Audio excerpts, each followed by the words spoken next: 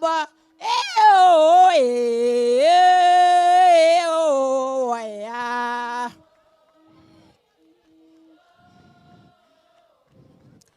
Oh, Laren. Oh, yeah.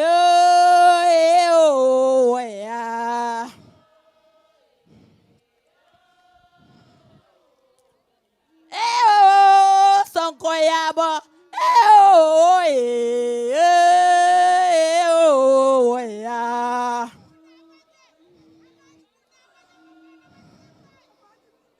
Oh, Sonkoyabo. Oh, yeah. waxul ak su leen ko waxee dafa métti physiquement dafa métti ci ñun dafa métti ci sécurité bi dafa métti ci communicants yi et c'est pourquoi il faut que nit ñi di ñu jàppale et qu'ils nous accompagnent. Au début de cette campagne dama ne woon le directeur de campagne qu'il faut que ñu liggéey pour rassembler les gens par pôle, de grands rassemblements où on délivre le message pour ce pôle. Comme ça coono physique bi wàññeeku tuuti bu ñu fàtte it ni en tant que premier ministre dañuy continuer di coordonner l'action du gouvernement même en étant en campagne. C'est pourquoi il faut qu'on accepte ce genre d'organisation rawatina nag dans les régions ou les départements yoo xam ne leer nañi gagné nañ fa bu yàgg parce que depuis des années toutes les élections qui se passent là-bas nous les gagnons largement et la région de Ziguinchor, et c'est tout à votre honneur, en fait partie. Kon il faut ñu économiser du temps pour consacrer ce temps à d'autres départements ou d'autres régions qu'on avait perdu lors de l'élection présidentielle. Parce que l'objectif, c'est de gagner, à défaut de tous les départements, au moins 90% des départements. Est-ce que l'on est d'accord ngeen ci ak ñun? Vous êtes d'accord avec nous? Donc je vous remercie d'avoir eu cette présence d'esprit. Ñu def un meeting au-delà même de régional, mais un grand meeting boo xam ne laal na ba Goudomp, laal na ba Bunkiling, pour pouvoir rassembler tout le monde et délivrer le message. Le pôle Casamance mooy pôle boo xam ne dafa réhabiliter la région naturelle de la Casamance. ñi fi nekk mag tuuti ils savent qu'après l'indépendance, la première organisation du gouvernement de Senghor ou de Mamadou Dia, c'était d'organiser le Sénégal en régions naturelles. La région du Sine Saloum, la région du fleuve, le Sénégal oriental, la Casamance, le Cap-Vert. Après la ñu ñëwaat, c'était des entités cohérentes. mooy buñ ci jël rek dafa am réalité économique mais dafa am réalité socio-culturelle. ñu ñëw di ko dagg ba tey on est à 14 régions. ñu ñëw di solutionner ces régions-là en départements et en communes ba on est à 46 départements et plus de 550 communes dont la majorité n'est pas viable parce que les ressources yi waroon tax communes yooyu am viabilité amuñu ko. ñun laaluñu découpage administratif bi pour le moment mais li ñu changé mooy créer des pôles de développement économique qui recoupent ces mêmes réalités. Ñambour et Bawol benn pôle la, le Bundu ak li wër foofu yëpp benn pôle la muy Sénégal oriental, le Ferlo et le Fouta nekk benn pôle, la région nord nekk benn pôle, le Sine Saloum nekk benn pôle, la région du Cap-Vert nekk benn pôle, le Cayor nekk benn pôle. Ça nous fait 8 pôles de développement économique. Pôle bu nekk nag on a travaillé sur la base du potentiel de ce pôle à voir qu'est-ce qu'on va faire dans les 5 ans, dans les 10 ans, dans les 25 ans pour que ce pôle soit un véritable pôle de développement économique et social.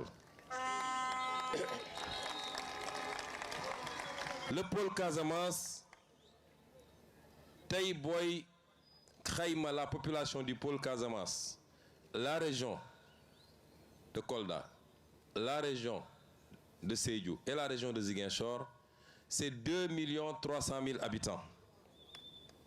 Mais nous savons qu'en 2025, nous avons 5 400 000 habitants. Donc la population du pôle sera multipliée par plus de 2, par 2,4. Évolution démographique, Bob, il faut nous saurale. Nous avons dit pôle, le pôle, nous avons une pauvreté, malgré tout le potentiel. Quand on classe les régions par pauvreté, les 3 régions du sud, ak Kédougou, ak Tamba, toujours nous en tête de peloton. Alors que c'est les régions les mieux dotées par la nature dans tout le Sénégal. 600 000 francs par tête d'habitant, moi PIB. Nous à l'horizon 2050, nous voulons multiplier ça par plus de 3 parce qu'il est question d'aller à 1 800 000 ou 2 millions de francs par tête d'habitant. C'est des régions où le taux d'emploi est très faible. 13% de taux d'emploi. Fils au Ziguinchor, les jeunes te disent, à part Jakarta, on n'a presque rien à faire. Taux d'emploi de 13% qui est faible au Sénégal. Dans l'agenda de transformation bien présenté, le pôle doit aller à 40% de taux d'emploi à l'horizon 2050. Mais comment on va faire ça? Là, le potentiel du pôle, parce qu'il y a des filières qui sont développées. Si on doit regarder les filières, il y a un pôle qui a un potentiel qui pôle en termes de filières. En Casamance, il y a la filière céréales. Les gens qui ont été ñepp xam nañ ni Casamance ceeb lay dundé ñun duñu mëq suuf xam ngeen ñan ñoy mëq suuf séeréer yi ndax cere dafa niroog suuf ñun ceeb lañuy lekk moom lañu xam ñoom président Diomaye ñoom dañuy mëq suuf filière céréales yi que ce soit ceeb bi wala mboq bi wala dugub bi jusqu'au fogno nga xamné ñu ko gëna ragné le jëm ca Sédhiou jëm kaw c'est un potentiel très faible ci filière yi.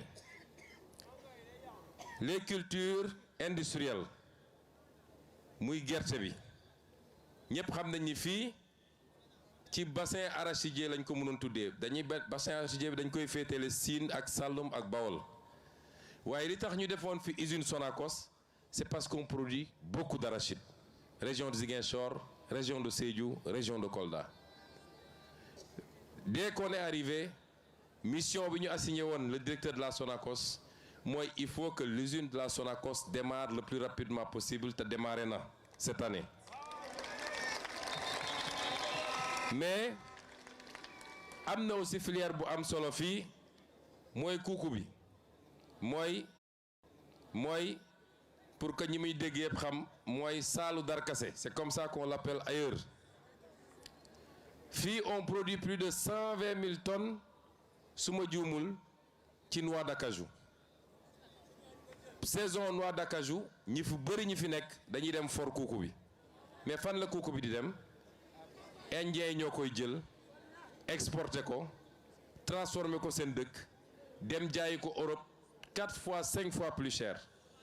Ce que nous voulons pour yoy nga xamné moy les productions industrielles moy lepp ñu transformer ko fi, créer des usines qui vont créer des emplois, ñu créer de la valeur ajoutée et c'est comme ça qu'on construit un développement. Nous avons aussi filière arboricole, les mangues. Si nous wax Sénégal foo taxaw soo nee mango rek dañ la naan Casamance foo toog rek dañ la naan Casamance mais mango yooyu la cay yàqu ci àll bi yéen xam ngeen ni bëri na et ce n'est pas normal. Les mangues, les agrumes, les produits forestiers ligneux comme non ligneux madd bi gis ngeen ni yaak 3 mois ci gannaaw homologué nañu le MAD de Casamance au niveau international tool bi te yooyu yëpp fii la am Casamance doo ko fekk Dakar doo ko fekk Saint-Louis doo ko fekk feneen ak feneen man j'aime bien ces zones là waaye soo fa demee Siddéem nga fay fekk ak Sump ñoom de Ceefal donc fii ngay fekk yooyu yëpp te mu fiy yàqu. Notre volonté, c'est de transformer tout ça ici en Casamance et vous allez voir avec l'agropole, yàgg naa wax ni l'une des rares politiques que je trouve pertinentes ci régime bi fi nekkoon mooy les agropoles mais pour 80 milliards agropole sud bi ak volem yi mu amoon yépp à Bignona à Oukout ba léegi dafa taxaw demul parce qu'il y avait pas de volonté mais parce que pendant des années on a combattu par les moyens de l'État parce que jàpp nañ ni y a un leader politique qui s'appelle Ousmane Sonko qui est de la Casamance demoon nañu ba bateau bi sax ñëwatul Casamance aéroport bi ñu arrêté ko ça c'est pas de la politique même ton adversaire s'il est maire d'une ville la nga xam ne dafa war a dem ci ville boobu da nga ko koy jox parce que dans cette ville nu mu tuuti am na quelques Ziguinchorois qui ont voté pour Macky Sall et donc retard yi ñu am yépp ba ci agropole bi loolu moo ko andi aéroport bi que nous comptons ouvrir au plus tard en début janvier mais jàpp naa ni fii ak décembre dinañ ko ubbi parce qu'on a fait ce qu'il fallait en termes de mobilisation des ressources warul woon yàggee nii et pire encore l'aéroport de Tobor nga xam ne moo waroon tax ñu arrêté aéroport bi il l'avait arrêté pendant toutes ces années-là fii am na la filière halieutique parce que on a l'océan ici mais am nañu aussi des fleuves et des bras de fleuves fii dëkku napp la ñun bi ñuy nekk xale fii Amergé Socé-Sall y avait beaucoup d'usines de pêche yooyu yëpp pratiquement arrêté na muy filière bu am solo mais y a la filière touristique capacité bi ñu am fii tourisme balnéaire Cap Skirring waaye aussi Abéné ak Kafountine ñëpp xam nañ ne am nañ capacité bu rëy et aujourd'hui déjà la caisse de dépôt et de consignation nga xam ne ki ko jiite mooy directeur de campagne bi monsieur Fadilou Keita ma bëgg ngeen tàccil ma ko la caisse de dépôt et de consignation ak SAPCO bi nga xam ne Serigne Mboup pas Serigne Mboup politicien wala homme d'affaires mais Serigne Mboup bële am na ay programme ñuy taxawal pour qu'au plus tôt et le plus rapidement possible ñu lancer le programme touristique pour la zone Abéné Kafountine mais tout en relançant également le programme touristique bi nga xam ne mooy bu Cap Skirring tourisme balnéaire mais écotourisme aussi parce que ku wax Casamance wax nature wax la forêt wax yeneen ak yeneen yooyu yëpp muy ay programme yoo xam ne ñu bëgg a taxawal la ci 5 ans yi lancé ko mais am na loo xam ne ci 10 ans lañ koy def mais sur le plan logistique dinañu yeggali dans quelques semaines ou quelques mois le tronçon bi nga xam ne mooy permettre nga jóge Gambie ba dugg Guinée-Bissau te mu yéexoon trop on va le faire le second pont de Ziguinchor def nañu appel d'offre bi ba ñu ngi ci sélection wu entreprise yu ko war a def ça veut dire quoi depuis Tobor avec fi ñu jaar ci rang-rang bi yëpp on ne touche pas au pont bi fi nekk nii on fait un autre pont qui contourne et qui va entrer par Goumel et qui va créer des infrastructures secondaires j'insiste ci côté bi parce que su ma demee Kolda j'expliquerai li jëm ci côté boobu sur la vallée de l'Anambé sur l'agriculture sur l'élevage ak yu demee noonu les industries extractives yéen ñëpp déggoon nga ñuy wax le zircon de Niafran moi en tant que député je fais partie ñi nga xam ne dañoo bañoon ne dañu bàyyi ñu exploiter zircon bi dans ces conditions parce que la ñu exploiter le zircon à Diogo ça n'a pas servi à Diogo ça n'a pas servi au Sénégal ba ñu boole ko ci dossier yi nga xam ne ñu ngi koy saytu pour mun koo renégocier je ne voulais pas qu'on fasse les mêmes erreurs ici à Niafrang mais maintenant qu'on est là j'ai pu assurer les populations de Bignona de Niafrang et de toute la zone que zircon bi yàllaa ko fi def c'est pour être exploité le plus important c'est que ça se fasse dans l'intérêt des populations d'abord ñu am ci ay infrastructures am ci du travail am ci li ñuy wax nuñ ko tuddee sax li nga xam ne si social entreprise yi dañ koy def RSE ñu am ko ci ba mu mat sëkk c'est comme ça qu'on veut gérer les ressources naturelles mais le pétrole aussi bi nga xam ne suñu diggante Guinée-Bissau ñu koy le pétrole du Dom Flor ñu war koo mën a exploiter comme ni ñu commencé exploiter le pétrole de Sangomar mun a am fii des plateformes qui nous permettent à terre de faire beaucoup de choses boobu tam bokk na ci troisième point ou quatrième point sur infrastructure yi mooy le port industriel de Gnikin parce que le port de Ziguinchor c'est un port fluvial la chaque fois nga war a def dragage am na ay bateau yoo xam ne su eggee benn niveau tirant d'eau mënul dugg Ziguinchor mais là-bas après Pointe-Georges Saint-Georges fi ñuy wax Gnikin on peut avoir là-bas et on va mettre là-bas un deuxième port industriel parce que ce qu'on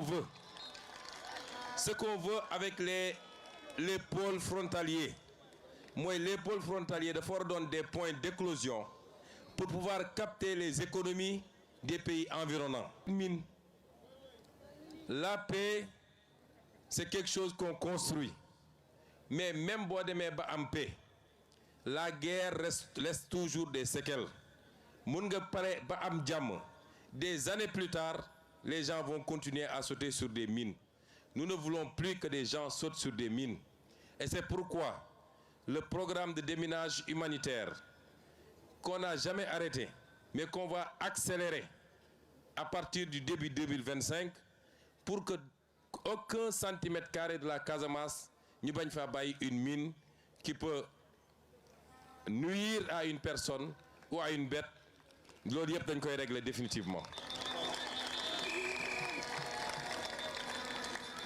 Nous accompagnons les populations pour ñu dellu dans leur village. C'est pourquoi pour cette année dans le plan Diomaye pour le Sénégal on a déjà débloqué une enveloppe de 15 milliards boo xam ne c'est uniquement pour accompagner parce qu'il faut reconstruire les écoles il faut remettre des forages etc. Et l'année prochaine muy doon suñu premier budget parce que actuellement on est en train d'accompagner et de finir le budget on va provisionner une enveloppe consistante avec l'ANRAC comme maître d'œuvre délégué avec l'ANRAC comme superviseur et comme avec l'armée comme maître délégué pour que ñu def les infrastructures les pistes les routes les forages l'éclairage tout ce qu'il faut pour que les gens puissent rentrer chez eux et commencer à travailler comme ils le faisaient. Mais quand je parle de paix, je veux qu'on nous comprenne. La paix n'est pas encore définitive en Casamance. Tant qu'il y aura des groupes, nous tuuti, qui ont encore des armes et qui sont dans telle ou telle portion du territoire ou dans les pays environnants, la paix n'est pas acquise. La paix mooy képp ku yoroon ngànnaay ñu waxtaan ak yow ba nga génn déposer ko dans un consensus boo xam ne y a ni vainqueur ni vaincu. C'est le Sénégal qui gagne parce qu'il n'est plus question qu'un seul fils de ce pays perde la vie moo xam du côté de l'armée moo xam de l'autre côté. Il faut qu'on en finisse. Et c'est pourquoi je rends un vibrant hommage à l'armée nationale du Sénégal qui, pendant des années, a veillé à ce que l'intégrité territoriale soit sauve. Armée boobu soxlaatuñu ko pour ñu jàkkaarloo entre sénégalais nous avons d'autres priorités en matière de sécurité. Xam ngeen insécurité bu am dans toute la sous-région. Aujourd'hui, la priorité, c'est l'est du Sénégal. C'est la Falémé. Pour que nit yu nekk ci yeneen côté bañ a mun a traverser avec des armes pour venir faire du terrorisme au Sénégal. C'est là où on a besoin de notre armée. Et c'est pourquoi li ma waxoon en 2019 lors de notre meeting de Bignona, j'avais dit si je suis élu man maay dem fekki ñi ne ci biir àll bi parce que c'est mes papas, c'est mes neveux, c'est mes cousins, c'est mes frères, man maa leen dem fekki jàpp seen loxo génne leen. Nous sommes en train de travailler à ça avec le président Diomaye. Dafa am loo xam ne boo koy liggéey doo ko wax ci kaw, mais on y travaille et la réceptivité est parfaite des deux côtés. Inch'Allah, nous y arriverons pour que cette affaire ne soit qu'un souvenir, tout douloureux soit-il, mais ñu fàtte ko suul ko jublu ci defar Casamance. Mais je voudrais mettre en garde également parce qu'il y a des apprentis politiciens yu jàpp ni ci problème mu Casamance bi la ñu war a defee seen politique. Je veux les mettre en garde. Am nañu taxaw ne am na tel général c'est parce que dafa doon def liggéey bu baax en Casamance moo tax ñu sanctionné ko patati patata. Di def allusion que Ousmane Sonko, puisqu'il est originaire de la Casamance, il veut affaiblir l'armée pour que les gens qui sont là-bas puissent reprendre de la force. Bu dee am nañu fit, on a pris toutes les dispositions. Les questions qui relèvent de la sécurité nationale duñ ko foowee. Bu dee ñoom am nañu fit nañu génnaat ñu wax lu mel noonu ñu xool ndax ils n'iront pas en prison.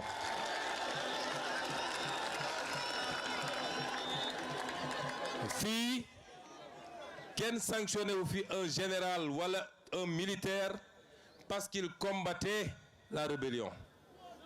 Li tax ñu def la ñu def mu jóge ci armée ñi nga xam ne dañ doon pexe ci élection bi pour que ñuy bañ koo yeggali wala président Bassirou Diomaye Faye bañ a toog loolu rapport bu ñu fekk la fii loolu tax ñu jël matuwaay ñu jël, mais ça n'a rien à voir avec le conflit casamançais.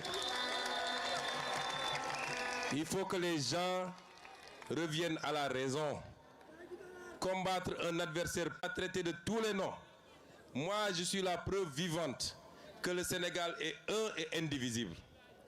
Parce que autant des Casamançais sont battus ici pour mettre un terme au complot et à l'entreprise de liquidation, autant des Sénégalais de tous bords se sont battus à Dakar, à Rufisque, à Bargny, à Keur Massar, à Saint-Louis, à Mbacké, partout dans le Sénégal et même dans la diaspora. Quand les gens ont dépassé ça, beaucoup de gens politiqués, il faut que ça s'arrête. Et c'est pourquoi nous allons régler définitivement cette affaire, Inch'Allah. Mais quand tu veux jeter de l'huile, nous prendrons toutes nos responsabilités pour que tu ailles pourrir à Rebeuss. Parce que c'est beaucoup de politique. Le Tchèdesnak, moi, vous savez ce qui nous attend. Ce qui nous attend, c'est les élections législatives.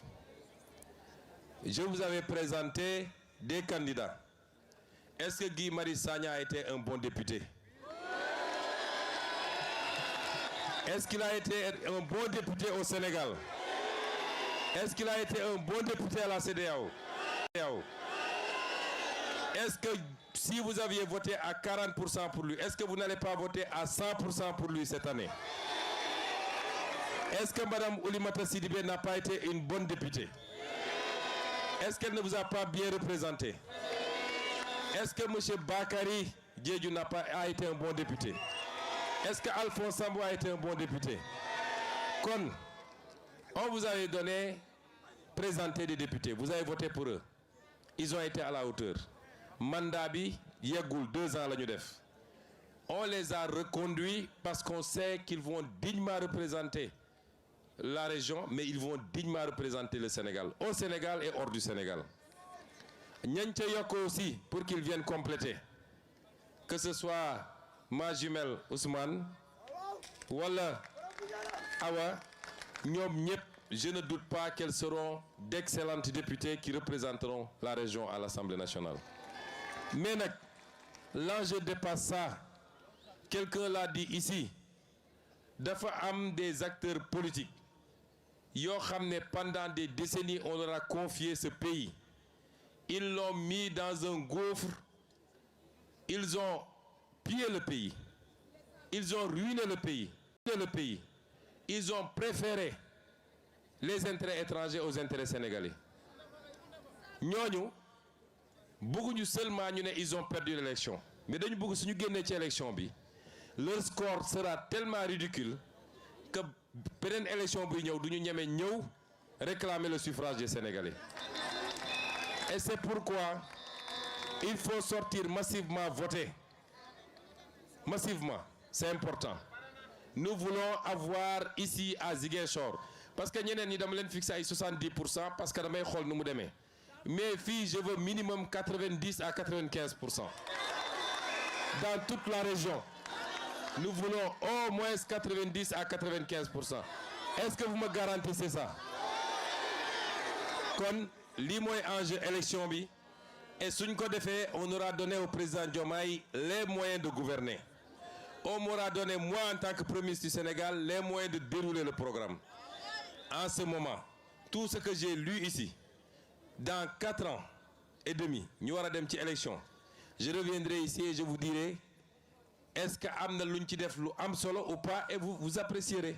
C'est comme ça que fonctionne la démocratie. J'avais oublié un point. Quand je parlais de la question de la paix, il y a un livre,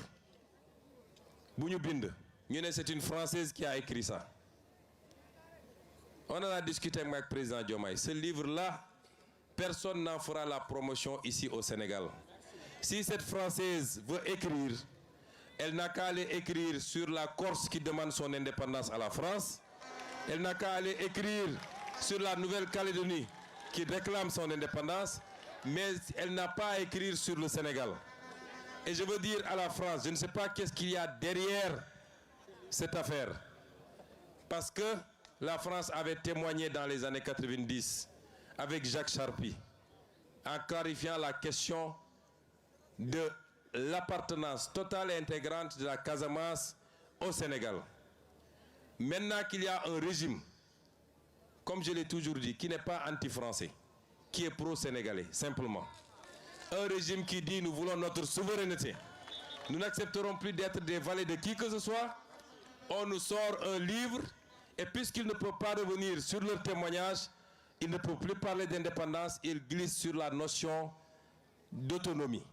On ne veut pas d'autonomie.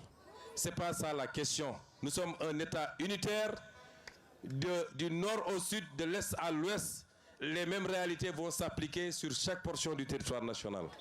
Et ce livre-là ne sera pas autorisé au Sénégal, ne sera pas commercialisé au Sénégal, parce que nous avons des gens de Djogé avec un projet de déstabilisation pour venir nous parler de ce qui nous concerne, nous, Sénégalais. Si la France veut donner des archives, elle n'a qu'à nous donner les archives de ces exécutions sommaires au Sénégal pendant la colonisation, des guerres qu'elle a menées ici, des tortures qu'elle a menées, des travaux forcés. C'est ça qu'on attend de la France. Qu'elle nous donne les archives de Thiaroye 44, mais surtout des archives sur une prétendue autonomie de la Casamance. Donc, nous ça a été très long, mais je peux vous dire une chose. Ce pays va changer et il va changer radicalement. Nous allons bâtir un nouveau pays. Nous allons bâtir de nouveaux fondamentaux. Nous allons bâtir notre développement. Nous allons renforcer notre unité nationale. Et nous le ferons avec chacun et chacune des Sénégalais. Je vous remercie. Assalamu alaikum.